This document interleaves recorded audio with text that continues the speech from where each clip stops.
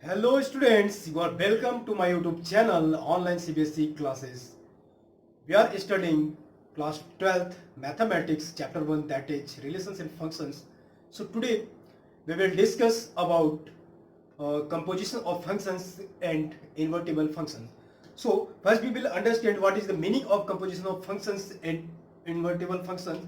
So let us assume that we are having two functions. We are having two functions. The first function is f, and it is having such that we are having two functions f. First function is f such that we are having its domain a and codomain b, and another functions that is g, and it is having domain b and codomain c. So the composition of f and g will be written as then composition of f and g is written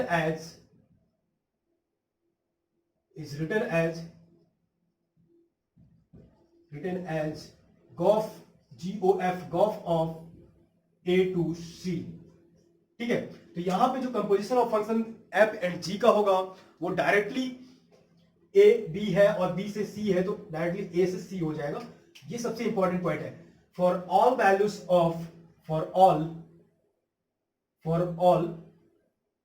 a belongs to x. यहां पे क्या हो जाएगा, यहां पे अब Gauff को कैसे लिखेंगे शॉर्ट फॉर्म में, तो gof GOF composition of functions g and f का गॉफ a टू c हो जाएगा. बट अगर जनरलाइज वे में देखें तो गॉफ का मीनिंग क्या हुआ, GOF is equal to where GOF that is gof is equal to g of fx, that is function of function is composition of function. यहां पे fx ऑलरेडी एक फंक्शन है और g फिर से उसका फंक्शन ले रहे हैं, तो ये हो जाएगा gf of f will be written as g of fx where for all values of x belongs to a. यहाँ पे जो x होगा वो सारे a से बिलोंग करेंगे. अब इसको हम एक दूसरे फॉर्म में समझ लेते हैं, ग्राफिकल फॉर्म में. तो क्या होगा, we are having two functions, that is first f, this is domain a and this is domain b. We will take and these two are connected by functions related by function f. ठीक है, this is x and this is fx. Okay, यहाँ पे x लेंगे तो उस functions की value कितनी हो जाएगी, fx हो जाएगी, और ये हो जाएगा this is a and this is b. Now third function, second function g, और यहां पे हम थर्ड अगर देखें तो ऐसे लिख सकते हैं, और ये क्या हो जाएगा, this is c and this two are related by this function g. ठीक है, एक फंक्शन f हो गया और सेकेंड फंक्शन g हो गया.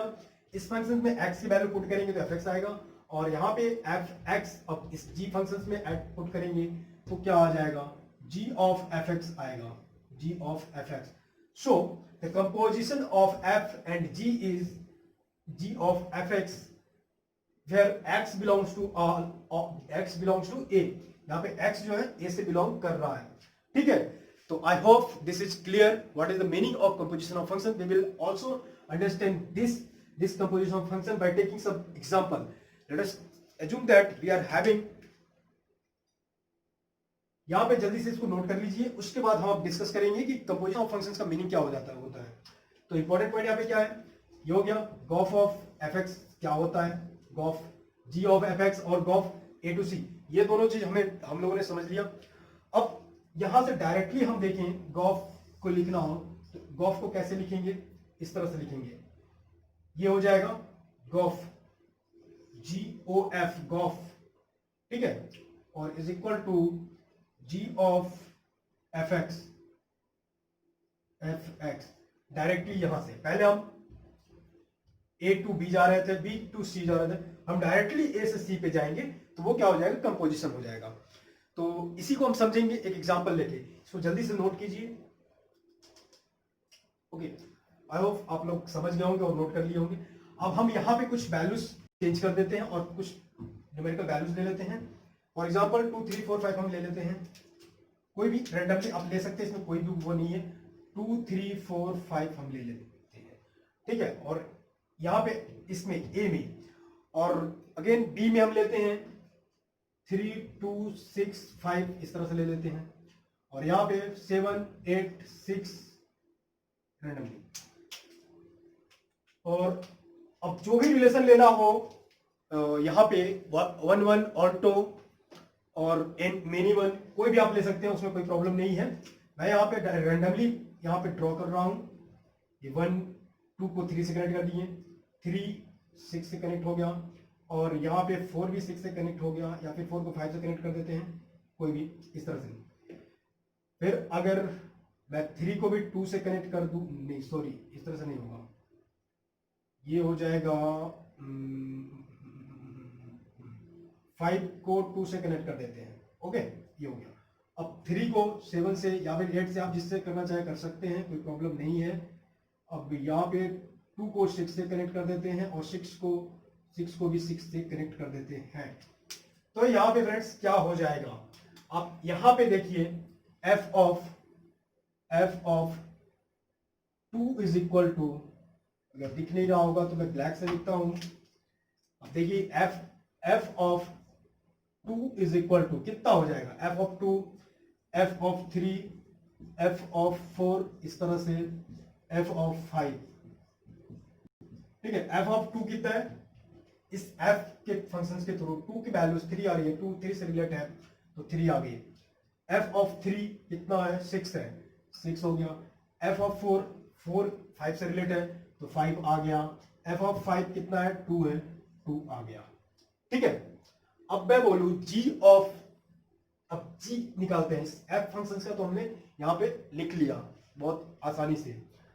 अब यही मैं कहूं कि g ऑफ, अब यहां पे g निकालना हो, g of 3 is equal to g6 g5 g2, ठीक है। तो आप यहां पे क्या लिख सकते हैं, यहां पे क्या लिख सकते हैं, इसको थोड़ा सा डिफरेंशिएट कर देता हूं, अलग अलग मिक्स ना हो। g of 3 is equal to 7, यहां पे हम लिख सकते हैं 7, g6 इज इक्वल टू 6 है, g5 कनेक्ट नहीं है, तो चलिए g5 को हम 8 से कनेक्ट कर लेते हैं, g5 को हम 8 से कनेक्ट कर देते हैं, कोई प्रॉब्लम कोई इशू नहीं है। g5 हो जाएगा 8 और g2 हो जाएगा 6। ओके, तो यहां से क्या एनालिसिस हम कर सकते हैं, सिंपल हम यहां पे एनालिसिस कर सकते हैं कि ये जो फंक्शन था पहले ये f फंक्शन है, चलिए इसको मैं मिटा देता हूं अभी कुछ टाइम के लिए। This is the function f and this is the function g. Okay, after putting the values of a, where a belongs to x, that is this is fx, and here g, another function g, where g of fx, यहाँ पे x की values हम different values put कर रहे हैं, उसका जो domain से को डोमेन में हमें मिल रहा है 365। अब इस 365 को फिर से एक डोमेन एज्यूम करके फिर से हमने वैल्यू पुट किया यहाँ पे, तो इस सेकेंड फंक्शन के लिए ये डोमेन हो जा रहा है, और डोमेन 7686 वो हमें को डोमेन मिल गया। अब मैं कहूं कि डायरेक्टली हमें यहां से इसकी वैल्यू निकालनी है, तो गॉफ निकालना हो, गॉफ एक्स निकालना हो, तो हम कैसे डिफरेंट वैल्यूज की गॉफ निकालनी है तो कैसे करेंगे, तो हम पहले f और फिर बाद में g नहीं निकालेंगे, हम डायरेक्टली कर सकते हैं गॉफ a टू c के लिए, 2 के लिए 7 हो जाएगा, तो डायरेक्टली हम 2 का 7 कर सकते हैं, 3 का 6 कर सकते हैं, 4 का 8 कर सकते हैं, 5 का 6 कर सकते हैं, यहां से इस टेबल से देखिए, ठीक है। समझ में आ रहा होगा कि हम कर क्या रहे हैं, हम f गॉफ, आप एक एग्जांपल के लिए मैं बता रहा हूं कि हमको इसका निकालना है, गॉफ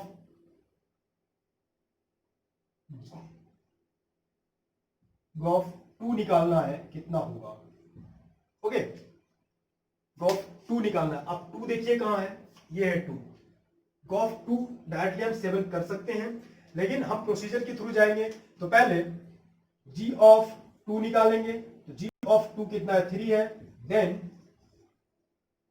अब यहाँ पे f ऑफ 2 निकालेंगे, देन g ऑफ 3 निकालेंगे इज इक्वल टू 7 आएगा। उसी तरह से अब यहाँ पे लिख सकते हैं हम gof of 2 is equal to 7। Similarly आप सारे एलिमेंट के लिए निकाल सकते हैं कंपोजिशन ऑफ फंक्शंस की वैल्यूज, या फिर गॉफ निकाल सकते हैं। हर एक फंक्शन के लिए स्टेप बाय स्टेप निकाल सकते हैं। बहुत ही इजी है, बहुत डिफिकल्ट नहीं है ये। या आपको दोनों एग्जाम में नहीं लिखना है, या तो आप ये टेबल बना के लिख दीजिए, या फिर डायरेक्टली यहाँ पे आपको क्वेश्चन में दिया रहेगा। क्वेश्चन में क्या दिया रहेगा वो मैं बता दे रहा हूँ। एग्जाम्पल दिया हुआ है एनसीईआरटी बुक में, वहां से देख सकते हैं कि पहले वो दिया रहेगा f of 2 is equal to f of 3 is equal to f of 4 is equal to दिया रहेगा। आपको सिर्फ कंपोजिशन ऑफ फंक्शन बोलेगा कि गॉफ ऑफ 2, 3, 4 एलिमेंट का आप निकाल के बताओ कितना होगा। तो डायरेक्टली या तो आप इस टेबल पे उसके सारे एलिमेंट लिख दो और डायरेक्टली वहां से पुट कर दो। अब नेक्स्ट एग्जांपल समझेंगे तो ज्यादा क्लियर होगा। अभी वैसे ही क्लियर हो गया होगा, बहुत ही इजी था। ओके चलिए नेक्स्ट एग्जांपल देखते हैं। एग्जांपल नंबर 16 में भी बहुत इजी है, वहां पे आप डायरेक्टली देख सकते हैं। फिर भी मैं डिस्कस कर देता हूं। एग्जांपल 16 के एग्जांपल में क्या दिया हुआ है, और फाइंड गॉफ एंड फॉग। ठीक है, गॉफ एंड फॉग दोनों निकालना है। इफ f फंक्शन f है और g है, दोनों का जो डोमेन और को डोमेन है रियल नंबर सेट है, R2R दोनों दे रखा है। और गिवन बाय fx, जो फंक्शन दिया है fx is equal to cos x दिया है एंड g x। तो मैं डायरेक्टली लिख रहा हूं fx is equal to cos x and gx is equal to we are having 3x square, that is 3x square, show that gof is not equal to fog. Okay, यहाँ पे हमें show करना है, पहले Gauff and fog दोनों निकालना है, फिर हमें शो करना है कि gof is not equal to fog. तो GOF composite function of f is not equal to composite function of g, यानी कि GOF गॉफ एंड फॉग नहीं है, is equal to gof GOF is not equal to f of g। अब ये कैसे हो रहा है वो हम समझेंगे। चलिए सबसे पहले देखते हैं, यहाँ पे g ऑफ f निकालते हैं। GOF x is equal to g of fx is equal to g of fx। fx की जगह पे हम सीधे डायरेक्टली cos x लिखते हैं। ठीक है, cos x। तो अब देखिए cos x लिख दिया हमने, उसके बाद क्या है g of cos x, gx। अब gx क्या है, इस x के जगह पे आप cos x पुट कीजिए, इस फंक्शन में जाइए जल्दी, gx cos x, x की जगह पे cos x पुट कीजिए, तो क्या हो जाएगा 3, डायरेक्टली x की जगह पे पूरा का पूरा x की जगह पे cos, इस x की जगह पे हम cos x लिख देंगे। तो कैसे होगा, 3x की जगह पे cos x ये रहेगा, और फिर इसके बाद ये स्क्वायर हो जाएगा। तो यहां पे देखिए बच्चों क्या होता है, cos x of whole square is equal to cos square x हो जाता है, 3 cos square x। Okay, gof of fx क्या मिल गया हमें, 3 cos स्क्वायर x। अब हम f ऑफ फॉग देखते हैं, फॉग कितना हो जाएगा, fog x is equal to f, यहां पे फिर वही gx आ जाएगा, f of gx is equal to f, यहां पे gx देखिए आप, gx क्या है, gx की जगह पे आप वैल्यू पुट कीजिए 3x स्क्वायर। ओके आ गया। अब यहाँ पे gx की जगह पे हमने पुट किया 3x स्क्वायर। अब f ऑफ 3x स्क्वायर, इस पूरे को हम x एज्यूम करेंगे और इस फंक्शन ऑफ f में जाएंगे, f ऑफ 3x स्क्वायर, तो इस x की जगह पे 3x स्क्वायर पुट कर देंगे। तो ये जो रहेगा यहाँ पे cos तो वही रहेगा एज इट इज, cos वही रहेगा पहले की तरह, लेकिन यहाँ पे x की जगह पे हम 3x स्क्वायर पुट करेंगे, 3x स्क्वायर पुट करेंगे। तो अब देखिए यहां से अब g o f of fx is equal to 3x square आ गया, और फॉग जो था फॉग cos 3x स्क्वायर आ गया, यहाँ पे प्रूफ हो गया, hence proof this is gof is not equal to fog. Okay, so this is very very simple. Now the example 17 में क्या है, एग्जांपल 17 में भी सिमिलरली उसी तरह से है, बहुत ही डिफिकल्ट नहीं है क्वेश्चन, सिर्फ थोड़ा सा क्वेश्चन लेंदी है, उसको समझने में पढ़ने में प्रॉब्लम होगी, तो आप इसको पढ़िएगा अच्छे से और समझ में आ जाएगा। बस यहाँ पे आइडेंटिटी फंक्शंस दे रखा है, fog and gof, identity function है ए और बी के लिए, वहां पे सारा का सारा वैल्यूज दिया हुआ है, डाटा दिया हुआ है, कैसे कैसे रिलेट करना है और एनालिसिस करना है, ये आप वैल्यू पुट करिए आ जाएगा। ओके, अब एग्जांपल 18 में देखते हैं। So that if function F A to B and G B to C are one one, then gof A to C is also one one. तो ये बहुत ही एक तरह से वन मार्क्स का क्वेश्चन भी हो सकता है, ऑब्जेक्टिव क्वेश्चन में भी आ सकता है कि अगर कोई फंक्शन ए से बी तक और बी से सी, इट मीन्स ये कह रहा है कंपोजिशन ऑफ फंक्शन है तो वन वन है, एफ और जी दोनों वन वन है, then gof A to C is also one one. तो उनका जो कंपोजिशन ऑफ फंक्शन होगा वो भी वन वन होगा, ये हमें शो करना है। तो पहले इसको आप याद रख लीजिए कि एग्जाम्पल 18, ओके 18।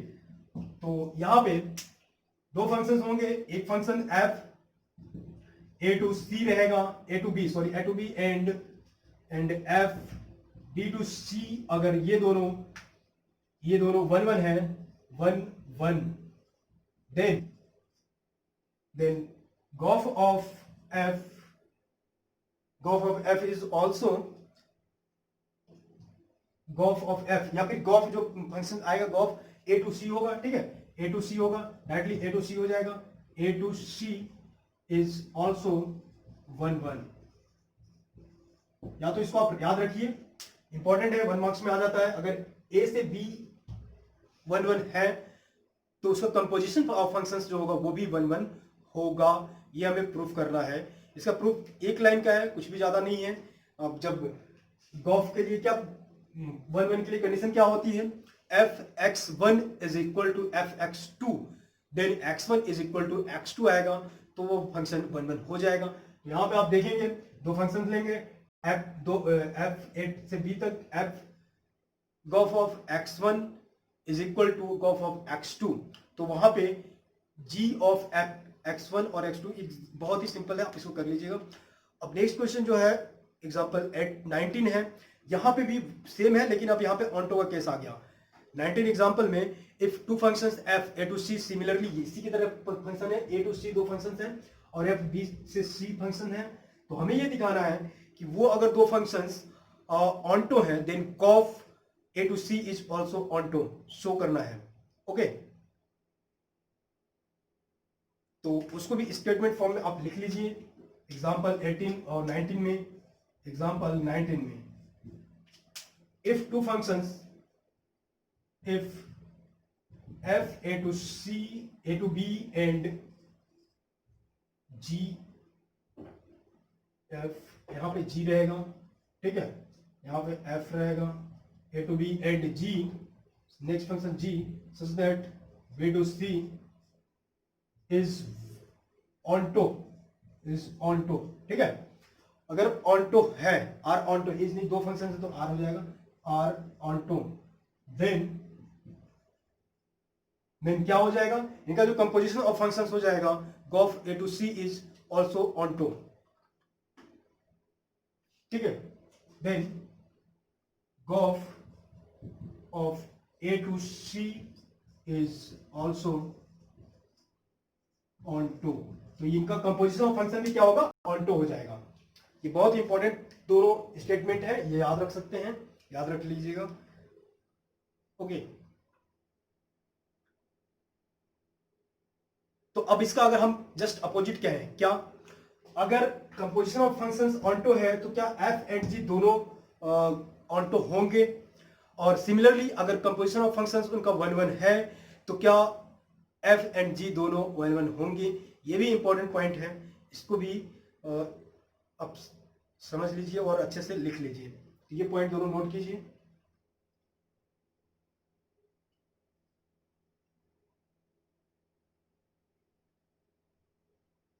तो देखिए, अगर गॉफ ऑनटो होगा तो ये जरूरी नहीं है कि दोनों एफ एंड जी भी ऑनटो हों, तो एफ जो होगा वो ऑनटो नहीं होगा। ओके,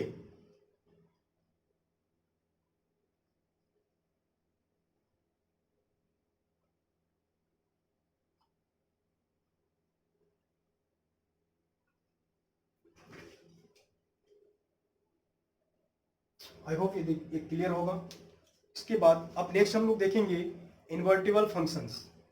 ओके, इन्वर्टिबल फंक्शंस में देखेंगे, इसमें और एग्जांपल 22 भी आप देख लीजिएगा, एग्जांपल बहुत ईजी है। Now we will discuss about invertible functions.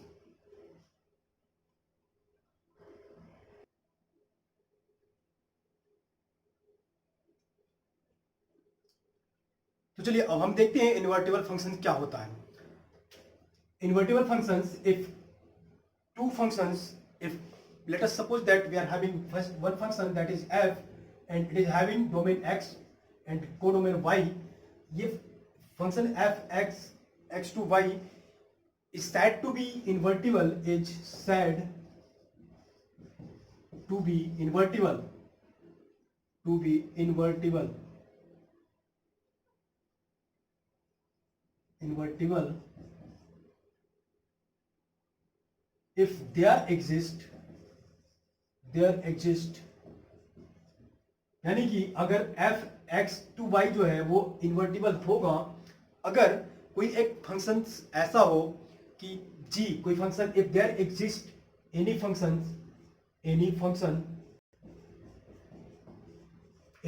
g such that y to x, just इसका क्या हो गया, डोमेन कोडोमेन दोनों इन्वर्स कर दिए, चेंज कर दिए। वहां पे x to y था और यहाँ पे y to x कर देते हैं। Any function g y to x, ठीक है, y to x such that g o f is equal to I x. देखिए आई एक्स क्या है, आइडेंटिटी फंक्शन होता है, जहां पे अगर हम गोफ निकालेंगे तो उस गोफ की जो वैल्यू आएगी गोफ निकालने के बाद, तो वहां पे अगर मैं x यहाँ पे डिनोट किया हूं तो उसकी वैल्यू x आएगी, और अगर y लिखता तो y आती। जो भी यहाँ पे i के बेस पे रहेगा वो उसकी वही x y उस टर्म में आएगा। ठीक है, अभी यहाँ पे मैं f की बात कर रहा हूं तो x है, तो देखिए यहाँ पे कैसे याद रखना है, फंक्शन f के लिए डोमेन क्या था, x है, तो यहाँ पे x आएगा। अब यही g o f is equal to I x and g o f and f o g is equal to I Y हो जाएगा। ठीक है, फॉग के लिए क्यों, फॉग के लिए डोमेन क्या था, वाई था, तो फॉग के लिए डोमेन वाई था, तो यहाँ पे वाई आ जाएगा। अब ये कैसे होगा, इसका मतलब कि अगर हम गॉफ निकालेंगे तो यहाँ पे एक्स आ सकता है, इसका फॉग निकालेंगे तो वाई आ सकता है, तो इस तरह से आइडेंटिटी फंक्शन हो जाएगा। और एग्जांपल लेंगे उसके बाद हम डिस्कस करेंगे। अभी यहाँ पे जो डेफिनेशन है वो हम डेफिनेशन देख लिए। तो द फंक्शन इस तरह से हो जाएगा, तो function g is said to be the inverse of f, then function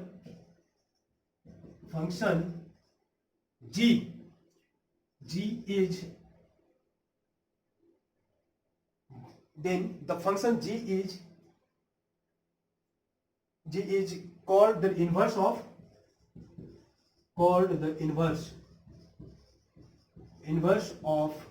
f। देखिए इन्वर्टिबल का मीनिंग ये हुआ कि इनवर्स होना चाहिए। कोई भी फंक्शन किसी दूसरे फंक्शन का इनवर्स होगा तो उसके लिए कंडीशन क्या है, सबसे पहले f का जो f फंक्शन है उसका डोमेन और कोडोमेन देखते हैं, x to y है, तो जो फंक्शन उसका इनवर्स होगा वो क्या हो जाएगा, उसका डोमेन और कोडोमेन दोनों चेंज हो जाएंगे। और इस तरह से जो फंक्शन आएगा f inverse is equal to हो जाएगा, उसको लिखेंगे कैसे, g हो जाएगा। ठीक है, ये याद रखना है, इस तरह से लिखेंगे हम। और इसके लिए सबसे इंपॉर्टेंट पॉइंट क्या है कि अगर कोई भी फंक्शन 1 है या फिर ऑन्टो है, ठीक है, तो कोई भी फंक्शन f इन्वर्टिबल कब होगा, अगर वो 1 है, ऑन्टो है, तो उसका जो इनवर्स होगा वो भी क्या हो जाएगा, 1 एंड ऑन्टो हो जाएगा। ठीक है, इन्वर्टिबल कब होगा, if f is invertible then f must be 1 and onto. यानी कि कहने का मतलब ये है, मीनिंग ये हुआ कि कोई भी फंक्शन इन्वर्टिबल है तो f जो होगा, f is invertible then f, if a function is invertible then f जो फंक्शन f होगा मस्ट बी 1 एंड ऑन्टो। ठीक है, 1 एंड ऑन्टो होना चाहिए। If f is invertible then f must be 1 and 1 and onto. इसका inverse भी हम लिख सकते हैं। अगर कोई फंक्शन 1 एंड ऑन टू है तो वो इन्वर्टिबल होगा। समझ में आया? 1 एंड ऑन टू अगर कोई फंक्शन है तो वो इन्वर्टिबल होगा, और अगर इन्वर्टिबल है तो 1 एंड ऑन टू भी होगा। ओके, चलिए अब एग्जांपल लेते हैं हम। एग्जांपल, इसमें अगर हम चाहें तो दो स्टेटमेंट लिख सकते हैं जो इंपॉर्टेंट है। एक थ्योरम के फॉर्म में लिखते हैं, फिर एग्जांपल देखेंगे। थ्योरम के फॉर्म में लिखते हैं। थ्योरम 1 डालिए। इफ एफ कोई फंक्शन है, F A to B G है, B to C and H कोई फंक्शन है, F G H third function H है, एच का डोमेन कोड में जो होगा सी टू डी है। ठीक है, सी टू डी है। तो इस तरह से अब यहां पे हमें तीन फंक्शंस हो गए। तो तीन फंक्शन हो गए, तो जैसे अभी हम गॉफ निकालते थे जी, तो यहां पे H of F, H of gof, यानी कि गॉफ लिखेंगे एफ ऑफ। ठीक है, पहले इन दोनों का गॉफ निकालते हैं और इनके गॉफ का जो फंक्शन एच होगा, इन दोनों के गॉफ का कंपोजिशन जो होगा वो H of gof of F. इस तरह से इज इक्वल टू हो जाएगा H of G, H O G hog, और ये हो जाएगा एफ, ये हम बाहर लिख देंगे F.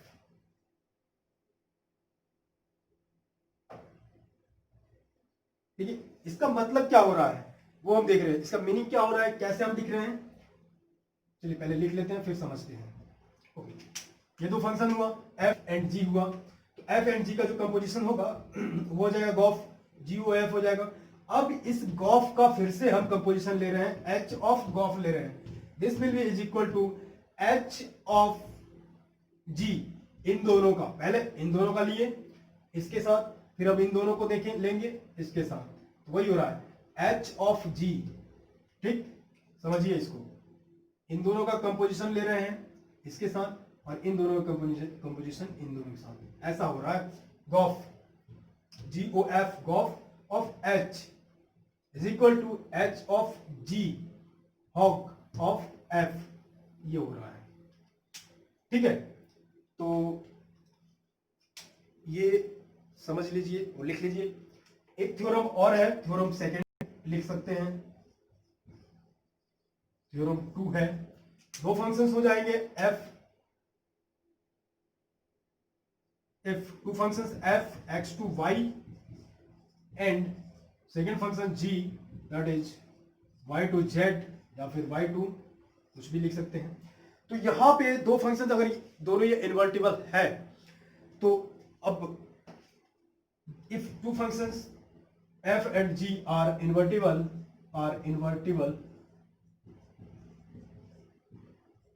then the inverse of their gof क्या हो जाएगा, इनवर्स गॉफ का इनवर्स क्या हो जाएगा, देन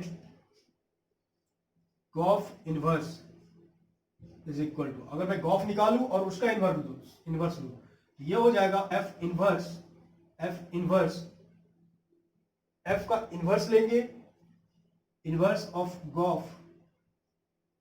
ठीक है, इस तरह से, और ये एफ का इनवर्स ऑफ जी का इनवर्स कैसे लिखेंगे आप समझ लीजिए, लिखना कैसे है, एफ का इनवर्स ऑफ जी इनवर्स, इस तरह से। ये ऐसे समझ में नहीं आ रहा होगा स्टेटमेंट के फॉर्म में, लेकिन इसका एग्जांपल करेंगे तो समझ में आ जाएगा। ठीक है, ये इंपॉर्टेंट था बहुत। इसके लिए कंडीशन क्या है, एफ और जी दोनों इन्वर्टिबल हैं, तो उसके लिए जब गॉफ का हम गॉफ निकालेंगे, कंपोजिशन ऑफ फंक्शंस निकालेंगे, उसका इनवर्स लेंगे, वो कैसे हो जाएगा, एफ का इनवर्स ऑफ जी इनवर्स। ठीक है, ये हो जाएगा। ये 1 मार्क्स के ऑब्जेक्टिव क्वेश्चन में भी आ सकता है। चलिए एक अच्छा सा एग्जांपल देखते हैं, उसके बाद और इन्वर्टिबल और कंपोजिशन फंक्शन कंप्लीट हो जाएगा। एग्जाम्पल 23 देखते हैं, ये नोट करिए।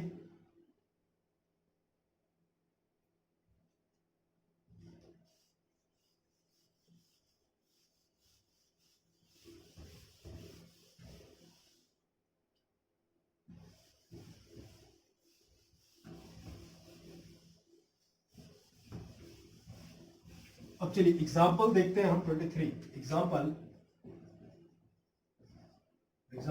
23 एग्जाम्पल में क्या है, मैं रीड कर रहा हूं क्वेश्चन, आप स्क्रीन पे देख लीजिएगा।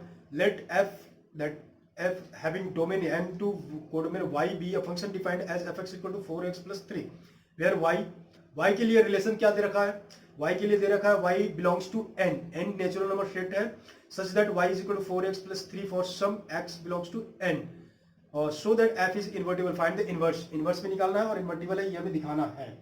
ठीक है, तो एफ जो है एफ एन टू वाई है और यहाँ पे फंक्शन जो रखा है लिखा हुआ है दिया हुआ है F x is equal to 4x+3 और सिमिलरली हमारे पास जो y के लिए दे रखा है, y के लिए y is equal to 4x+3 भी दे रखा है and y is equal to 4x+3। Okay, तो देखिए अब हमारे पास इन्वर्टिबल होगा तो उसके लिए कंडीशन क्या रहेगी, इन्वर्टिबल के लिए सबसे पहले कंडीशन क्या हो जाती है, g o f of x g o f is equal to I. यहां पे देखिए इंपॉर्टेंट क्या है, दो फंक्शंस थे, ये f था और सेकेंड फंक्शन जो था वो y है, y डिफाइंड है y। अब सेकेंड फंक्शन कैसे मिलेगा, लेकिन सेकेंड फंक्शन के लिए दे क्या रखा है, y दे रखा है रिलेशन में, y रिलेशन दे रखा है y is equal to y belongs to n such that y belongs to n such that y is equal to 4x+3 दे रखा है for some x belongs to n, for some x belongs to n, ये condition इस relation के लिए दे रखी है। तो हमारा पहला फंक्शन जो है ये f, इससे हो जाएगा fn to n। तो अब दूसरा फंक्शन क्या होगा g, अब हमें g निकालना है, हमें प्रूफ क्या करना है, प्रूफ क्या करना है, गॉफ, देखिए gof is equal to I N हो जाए, gof is equal to I N हो जाए और fog is equal to I Y हो जाए। ठीक है, अगर हम ये प्रूफ कर लेते हैं g o f is equal to I N और fog is equal to I y, अगर ये प्रूफ हो गया तो इसका मतलब ये जो फंक्शन दिया हुआ है वो इन्वर्टिबल फंक्शन है और इनवर्स क्या हो जाएगा, और f inverse is equal to g आ जाएगा। ओके, तो अब देखिए कैसे प्रूव करेंगे। पहला सबसे इंपॉर्टेंट कि हमारे पास दो फंक्शन होना चाहिए। पहला फंक्शन जो था वो हम देखते हैं, पहला फंक्शन क्या है, F x is equal to, पहला function f x is equal to 4x+3। ठीक है, F x is equal to 4x+3। अब दूसरा फंक्शन हमें कैसे मिलेगा, दूसरे फंक्शन को देखिए y is equal to 4x+3 है from y is equal to 4x+3, यहां से हम क्या लिख सकते हैं, x is equal to y minus 3/4 लिख सकते हैं। Okay, y is equal to x is equal to y minus 3/4 लिख सकते हैं। तो अगर मैं इसको ऐसे लिखूं gx, अब fx तो है हमारे पास, gx चाहिए तो gx इज इक्वल टू हो जाएगा, gx हम कैसे लिखेंगे वो अब देखिए, gx हमें फंक्शन बनाना, gx नहीं सॉरी, देखिए fx तो है ही, तो हमारे पास दूसरा फंक्शन जो होना चाहिए gy होना चाहिए क्योंकि y इसके लिए है, तो gy यहाँ पे होना चाहिए, तो gy इज इक्वल टू कितना हो जाएगा, from y is equal to x, y is equal to यहां से x इज इक्वल टू ये निकाल दिया आप लोगों ने, देन जी वाई, ठीक है, जी वाई निकालना है, जी वाई निकालना है, तो जी वाई निकालेंगे तो कैसे आएगा, कितना आ जाएगा जी वाई जो हो जाएगा, अब यहां पे y माइनस 3 हो जाएगा, g y is equal to y minus 3/4 हो जाएगा, f x is equal to 4x+3 है, F x is equal to ये हो गया और g y is equal to y minus 3, क्योंकि देखिए ये फंक्शन जो है y के लिए डिफाइंड हो गया। तो y g के लिए g का फंक्शन हो जाएगा gy is equal to x हो जाएगा, होगा ना, ये होगा gy is equal to x ही होगा। फिर जब fx is equal to y हो गया, fx is equal to y हो गया, तो gy is equal to x हो जाएगा और x इज इक्वल टू इतना है, तो हम यहाँ पे लिख सकते हैं देन, अब एक लाइन और लिख सकते हैं, देखिए यहाँ पे लिखेंगे since gy is equal to x is equal to y minus 3/4, ठीक है, तो ये हो जाएगा gy is equal to, then अब आप यहां से कैलकुलेट करिए, गॉफ एंड फॉग दोनों निकालिए, then gof is equal to g of fx is equal to g of fx क्या है, ये है g ऑफ 4x प्लस 3, ठीक है। अब g ऑफ 4x प्लस 3, तो g, अब ये टोटल जो है ये यहां पे पुट हो जाएगा, g x is gy, y की जगह पे ये पूरा पुट करेंगे यहां पे, इसमें y की जगह पे, तो ये हो जाएगा 4x प्लस 3, ये पूरा एज इट इज हम यहां पुट कर दिए, 4x प्लस 3 माइनस 3/4, तो ये हो जाएगा x, ठीक है, 3 कैंसिल, 4 कैंसिल, x आ जाएगा। अब फ्रॉग निकालते हैं, frog is equal to f of g x या फिर gy, यहाँ पे gy हो जाएगा is equal to f of gy, that is gy, देखिए gy is equal to y minus 3/4, y minus 3/4 आ गया, इज इक्वल टू f, ये टोटल हम इसको x एज्यूम करेंगे और यहाँ पे पुट करेंगे, ये हो जाएगा 4 इंटू, ये आ जाएगा y minus 3/4 plus 3 is equal to, यहां से देखिए 4 से 4 मल्टीप्लाइकेशन में है, तो ये 4 to 4 कैंसिल हो जाएगा, y minus 3 plus 3 is equal to y आ जाएगा। तो अब देखिए यहां से क्या हो गया, gof is equal to x आ गया, frog is equal to y आ गया, तो हम क्या कह सकते हैं कि ये दोनों जो होगा इन्वर्टेबल फंक्शन होगा। यहां पे लिखेंगे since gof is equal to ix and frog is equal to iy, x का मीनिंग था इस फंक्शन के लिए, जो इसका डोमेन था n था, फ्रॉग के लिए डोमेन जो था वो y था, इसलिए ix iy, मैंने बताया कि ये आइडेंटिटी फंक्शन है तो वहां पे x हो जाएगा, और ये भी आइडेंटिटी फंक्शन है तो y हो जाएगा, तो इसे गॉफ ix फ्रॉग iy हो गया, तो ये क्या हो जाएगा, इन्वर्टिबल फंक्शन।